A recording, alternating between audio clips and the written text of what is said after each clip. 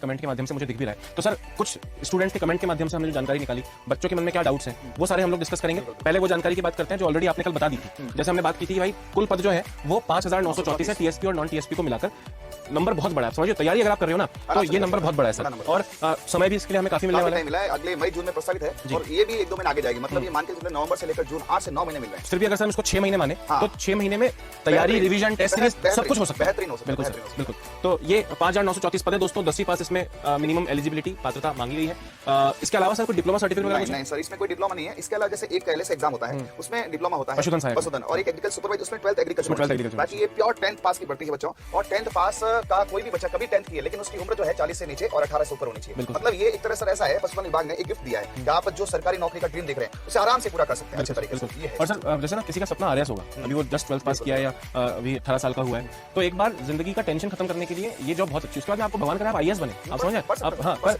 ये एक बहुत अच्छी चीज होती है। मैं स्टूडेंट्स को बोलता भी हूँ कि भाई तुम्हारा आरएस वारएस क्लियर होगा या नहीं होगा वो अलग बात है, एक बार कांस्टेबल का एग्जाम या पटवारी आप क्लियर करके देखो। और मैंने अक्सर देखा है लोग 5 एग्जाम क्लियर करते हैं उसके बाद आरएस। बिल्कुल सर, हमारे अभी मैं बताऊं रिसेंटली एक एलएस था कंपाउंडर है ना, उससे पहले 2 परिचय भी थे, मैं आपको बता देता हूं। नए डिपार्टमेंट जैसे रहते हैं है ना, तो वो लगातार पढ़ते थे और हम उनको कोऑपरेट भी करते थे। थोड़ा काम के बाद बच्चा बैठा है तो पढ़ ले भाई, और वो अभी रिसेंटली 3 साल पहले आरएस की जॉब भी निकाली थी, उससे पहले एक लैब असिस्टेंट लगा था। तो बच्चे अपने ड्रीम पूरा करते हैं और 6 आवर की जॉब है, उसके अलावा पूरे 24 घंटे उसके पास। यानी केवल 10वीं है, ना ही कोई डिप्लोमा चाहिए और ना ही कोई सर्टिफिकेट चाहिए, 10वीं पास होना चाहिए बस, इसके अलावा कुछ भी नहीं। किसी मान्यता प्राप्त बोर्ड से पात्रता और शैक्षणिक योग्यता दोस्तों आपको होता है 10वीं पास चाहिए, और आपको हिंदी बोलनी लिखनी आनी चाहिए, इंडिया के बारे में थोड़ा नॉलेज होना चाहिए, देश का और राजस्थान का। वो तो खैर क्योंकि आप जीके जीएस पढ़ोगे तो वो तो हो ही जाएगा, कोई टेंशन की बात नहीं है। तो सिर्फ 10वीं, इसके अलावा कुछ नहीं। मान्यता प्राप्त बोर्ड होना चाहिए, वो तो होना ही चाहिए। फर्जी तो 10th कैसे चलेगी? ये भी सर अदर स्टेट का, जैसे इसमें ना भारत में विधि द्वारा स्थापित किसी मतलब अदर स्टेट यूपी एमपी का भी बच्चा ओपन बोर्ड किया हो, एमपी से किया हो, कहीं से भी किया हो, राजस्थान से किया हो, सीबीएसई से किया हो। बिल्कुल बिल्कुल सर। कब से फॉर्म भरे जाएंगे? तो बस 4 दिन बाद से फॉर्म भरे जाएंगे। यानी आज हम 9 तारीख पे बैठे हैं सुबह की, है ना, तो 13 तारीख से आपके फॉर्म चालू होंगे, 11 नवंबर तक चलने वाले हैं। पर नेक काम में देरी नहीं करनी चाहिए। पढ़ाई अपना मेन मकसद है, फटाफट फॉर्म भर के नक्की करना, 13, 14, 15 तारीख तक फॉर्म भर लेना और उसके बाद में अपनी पढ़ाई पे लग जाना।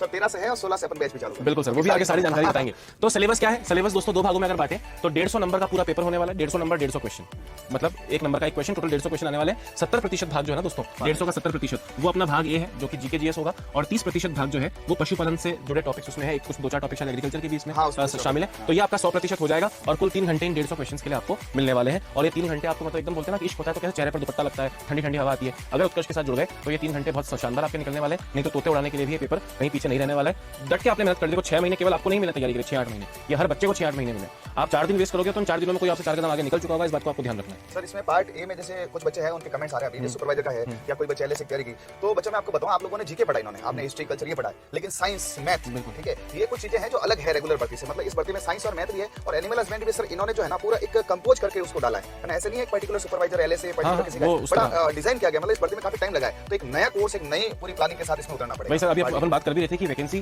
प्रस्तावित थी कि 2.5 साल पहले इसके बारे में हवा चली थी कि आने वाली है, फिर शायद लॉकडाउन की वजह से भी थोड़ा आगे खिसक गई होगी कुछ प्लानिंग में भी, क्योंकि वैकेंसी पहली बार आई, आप समझ रहे हो ना। तो अभी तक तो वैकेंसी निकालने के बाद बोर्ड भी ऐसा अभी तो टेंशन में होगा भाई कैसे करना है, समझ रहे हो। तो बहुत अच्छे से डिजाइन किया गया, चाहे पशुपालन का पार्ट हो चाहे अपना जीके जीएस वाला पार्ट हो। सर आगे बढ़ते हैं। सिलेबस क्या रहेगा? तो पार्ट ए जो कि 70% भाग यानी 105 क्वेश्चन जिसके आएंगे। तो एक चीज दोस्तों यहाँ खासकर लिखिए कि राजस्थान राज्य के विशिष्ट संदर्भ के साथ, मतलब मोटा मोटा आप देखो तो आप ये समझ लो कि राजस्थान जीके आएगी। यानी अगर भूगोल की बात करें तो राजस्थान, इतिहास की बात करें, संस्कृति की बात करें तो राजस्थान, करंट अफेयर्स की बात करें तो राजस्थान। हाँ हो सकता है कि 2-4 क्वेश्चन इंडिया के आ जाए, बट 99% राजस्थान के विशेष संदर्भ में ही बोला है। तो थोड़ा थोड़ा हो सकता है अपने को करंट अफेयर्स के साथ ही थोड़ा थोड़ा स्टैटिक जीके वगैरह भी पढ़ना पड़े, पर राजस्थान का भूगोल, राजस्थान का कला संस्कृति, राजस्थान का इतिहास, साथ साथ में दोस्तों डेली साइंस भी आपके इसमें है, दैनिक विज्ञान भी, अच्छी जनरल साइंस है बिल्कुल, और मैथमेटिक्स भी है दोस्तों। अब क्योंकि ये इससे ज्यादा डिटेल में नहीं दिया है, अब बच्चा पूछेगा गणित में एडवांस पढ़ना है क्या, मैंने कहा ध्यान से सुन लो मेरी बात, 10वीं बेस वैकेंसी है तो 10वीं आधार की मैथ्स होगी, यानी अर्थमेटिक आएगी अपना, ये रेशियो प्रोपोर्शन, थोड़ा नंबर सिस्टम, थोड़ा परसेंटेज, लाभ हानि, ये सब समझिए ना। 10th बेस का है तो अर्थमेटिक आएगी, ऐसे कोई आपसे लंबी चौड़ी ट्रिग्नोमेट्री वगैरह इसमें खास नहीं आने वाली है। तो ये दोस्तों अपना और वस्तु पूरक संबंध लिखा है, मतलब ऑब्जेक्टिव है, एमसीक्यू है, ठीक है। अच्छा आगे बढ़ते हैं। ये है जिसके लिए खास हमें इनकी जरूरत पड़ी थी, क्योंकि ये देखो आपको दिखने में लग रहा है कितना बड़ा, मतलब जीके जीएस के सिलेबस को जो कि 70% एग्जाम में आएगा उसको 3 लाइन में लगता है। इसको आप देख रहे हो, मुझे लगता है जो सर कह रहा है 2.5 साल पहले प्लान था, तो 2.5 साल इसको बनाने में लगा हुआ दोस्तों, क्योंकि छोटी छोटी ऐसी चीजें हैं जो मैं बताऊं आपको, जैसे ये पशु बीमा है, अभी कामधेनु पशु बीमा योजना चलेगी है ना, जो मुख्यमंत्री अपने माननीय उन्होंने चलाई है। उसके अलावा इसमें जैसे एक छोटा सा पोर्शन है, आपको कहना ना, जैसे ये है अब स्वास्थ्य कैलेंडर है, इसमें पूरी एक वेटनरी साइंस का मैटर लगता है। टीकाकरण में जैसे क्वेश्चन है ना, कि अभी जेट में आया क्वेश्चन कि टीकाकरण कब करते हैं, अब उसके लिए बच्चा मंथ कैसे याद करेगा, उसका होता है प्री मॉनसून। मतलब इसमें पूरा एक तरह से लॉजिकल साइंस पूरा चलता है। उसके अलावा जैसे इसमें अपन छोटी छोटी चीजें देखें, लोग कुछ नहीं कहते, सब ये बीमार पशु की पहचान, इसमें डिजीज पढ़ाई जाएगी। उसके अलावा भी इसमें जो है अब दूध दोहन है, इसमें अभी जेट में क्वेश्चन आया सर कि औसत दूध दोहने में कितना टाइम लगेगा। अब अपन सोच लेते हैं 10 मिनट, 4 मिनट, 5 नहीं, 5 to 7 मिनट। तो ऑथेंटिक एनसीईआरटी 12th एग्रीकल्चर में जो लिखा हुआ है उसका आपत्ति के लिए हमने दिया बच्चों को, ये ऐसा लगेगा। मतलब इसमें काफी सोच कर काफी चीज डाली। अब डेयरी विकास का सपना में बहुत बड़ा मतलब एक सिलेबस रहता है, पशु गणना है। तो रिसेंट जो अभी चल रही है उसका है, इसमें जीके से बहुत अलग है, मतलब काफी कुछ जैसे पॉलीथीन वाला चल रहा है, इसमें फैक्टर चल रहा है कि जैसे एनिमल पॉलीथीन खा लेता है तो उसका ट्रीटमेंट वाइज है, उसके बारे में काफी कुछ ढंग से इसको पूरा डिस्कस। बिल्कुल। और सर मुझे लगता है कि ना विद्यार्थी चिंतित भी इसके लिए ही है, और मैं आपको गारंटी बता रहा हूँ दोस्तों, जो अभी तक 2 दिन में ही जो मैंने अनुभव कर लिया यूट्यूब के माध्यम से, भ्रमित कर रहे हैं ना लोग, तो वो भी इसी के माध्यम से कर रहे हैं। जिनका सब्जेक्ट नहीं वही पढ़ा रहे हैं, बोल रहे हैं तो 10वीं क्लास में जीके जैसा होगा पशुपालन। मैंने कहा यार कैसी बातें कर रहे हो, पशुपालन तो पशुपालन रहेगा, गायों की नस्ल तो सर ही पढ़ा सकते हैं ना, मतलब मैं हिस्ट्री का टीचर होकर कैसे पढ़ा सकता हूँ आपको, आप समझ पा रहे हैं मेरी बात। तो ये सब चीजें बहुत इंपॉर्टेंट है, ठीक है। इसमें आपका कंपटीशन 10वीं पास से नहीं है, इस बात को आप ध्यान रखिएगा। बड़े बड़े एमएससी एमए वाले बच्चे इसका फॉर्म भरेंगे और इन सब चीजों को याद रखेंगे, समझेंगे, पढ़ेंगे। 6-8 महीने मिल रहे हैं तो आप इसका फायदा उठाओ, नहीं तो कोई और फायदा उठा के निकल लेगा। बहुत चीजें सर, जैसे कृत्रिम गर्भाधान लिखा है। अब इसमें क्या है, जैसे मैंने देखा है ना, सिंपल कहते तो हाँ कृत्रिम गर्भाधान क्या होता है कि इसको हमको एक फीमेल उसमें एंटर करना होता है, ये नहीं है। इसके पीछे 5 स्टेप होते हैं। उस 5 स्टेप में जो आपका फ्रोजन सीमन जो लाएगा, उस फ्रोजन सीमन को थॉविंग बोलते हैं। थॉविंग का टेंपरेचर कितना होता है, ऐसे कुछ क्वेश्चन आते हैं जो हम सुपरवाइजर है, जेट है, एलएस में पढ़ाते हैं। मतलब आप निश्चित है टेक्निकली तरीके से इसमें अपन बहुत कुछ लाने वाले हैं। तो स्टूडेंट्स पूछ रहे हैं कि सर इसमें तनख्वाह कितनी मिलेगी, वो सब बताएंगे। जब आपको बोला संपूर्ण जानकारी, मतलब संपूर्ण जानकारी, चिंता मत करो। प्रोबेशन में कितना मिलने वाला है, टीए डीए फीएस सब बताएंगे, ठीक है, चिंता मत करो। आगे बढ़ते हैं। क्या अदर स्टेट के अप्लाई कर सकते हैं? बिल्कुल कर सकते हैं। आगे साफ लिखा उन्होंने कि भारत विधि द्वारा स्थापित जो भी 10th बोर्ड है बिल्कुल कर सकते हैं। लेकिन सर इसमें एक मैं पॉइंट बताना चाहूंगा आपको बच्चों को कि इसमें है ना सर, जो अदर स्टेट का बच्चा होगा उसकी भी कैटेगरी है ना, वो रिजर्व कैटेगरी में नहीं आएगा, वो राजस्थान की हर वैकेंसी में जो होता है ना, वो है वही आउट स्टेट वाले भी जाने का। पर आप ये कंफ्यूज मत हो ना, आप हो, मैं मेरा आधार कार्ड में जोधपुर लिखा है, मैंने पढ़ाई भले एमपी से की हो, वो बोर्ड की चिंता मत करना, वो तुम्हारी कैटेगरी में तुम आओगे।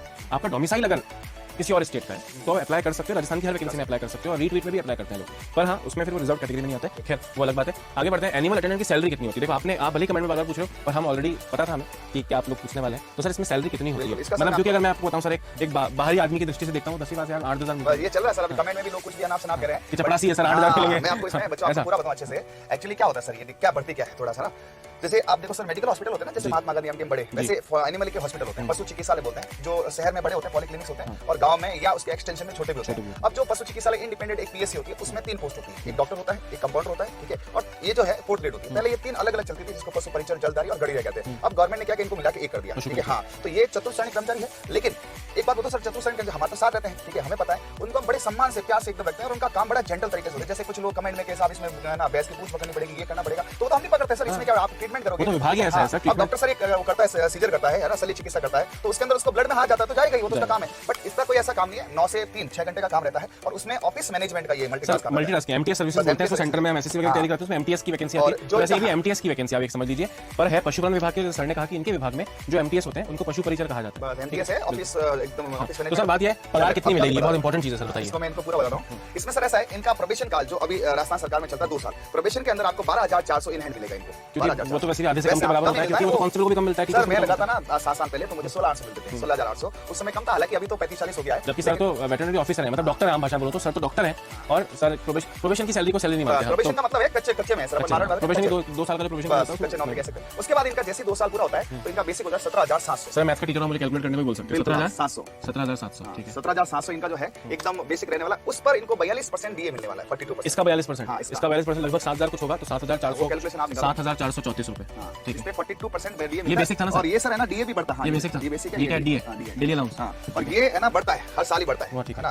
फिर उसके बाद इनका जो है एचआरए जो हाउस रेंट है, वो गांव के अंदर यानी कि रूरल में 8% है, और सिटी बेसिक 8%, बेसिक 8% है। बेसिक का 17,700 का 8% लगभग 1416 के आसपास कुछ है, 1416 ये एचआरए, ये एचआरए हाउस रेंट अलाउंस। और ये भी रूरल में, यदि सिटी में जैसे जोधपुर में लगा हुआ है तो 10% तक है। ये टोटल इनके सैलरी आएगी, जो आप टोटल अभी कर लो, जैसे आएगा 26,500 के आसपास है सर। 26,500 आज की डेट में। इनका प्रोबेशन खत्म होगा तब तक ये भी शायद 30-32 पहुंच चुका होगा, ये भी बढ़ चुका होगा, ये भी बढ़ चुका होगा, एंड सो ऑन। बिल्कुल सही है। इसका जैसे अभी सर मई जून में अपन प्रसारित मान रहे हैं, 6-7 महीने लगेगा। चॉइस में इनकी जो है ये हो जाएगी। चॉइस होता तो ये आई थिंक 30,000 के आसपास हो जाएगा। और जो प्रोविजन वाली वैल्यू आपने बताई सर 12,400, वो भी बढ़ती है सर। डॉक्टर्स की पहले कम थी, बड़ी है। हमारे जैसे हमारे जस्ट नीचे होते हैं जो कंपाउंडर कहलाते हैं, फसलों साइंस जिसका अपन खूब बैच में, उनको अभी उनका पदनाम भी बढ़ा है और उनका काम भी बढ़ा है, अधिकार बढ़ा। उनको बोलते हैं अभी जो है निरीक्षक, है ना, लाइव स्टॉक इंस्पेक्टर। तो जैसे क्या होता है, गवर्नमेंट भी अपने जो है एम्प्लॉइज है उनके बारे में सोचती है, हम भी सोचते हैं कि हमारे जो सबऑर्डिनेट है वो ग्रोथ करे। तो आई थिंक सो है भविष्य में इनके 2-4 अधिकार ऐसे बढ़ने वाले हैं कि इनको जैसे है एनिमल अटेंडेंट से, ठीक है, और भी कुछ अधिकार देंगे। क्योंकि देखो डॉक्टर के पास और बहुत काम हो गए, ठीक है, इंस्पेक्टर है उनके पास भी काम हो गए, तो इनके भी धीरे-धीरे और काम भी बढ़ेंगे और सैलरी भी बढ़ेगी। और दूसरा मुझे लगता है कि जिस तरह से